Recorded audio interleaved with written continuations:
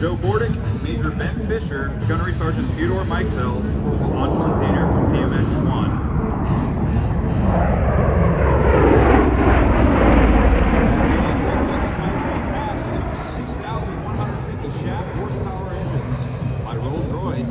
While the aircraft security speeds over 300 miles per hour.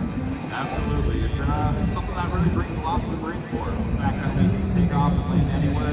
See us right now as we conduct our second high-speed pass. Flying around like an airplane. We love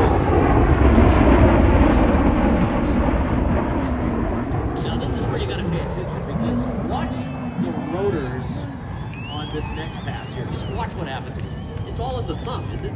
Yeah, a lot of work done by those thumbs. See it come in, again, pilots up front, they're looking at our screens, our displays. Computer's taking over, allows us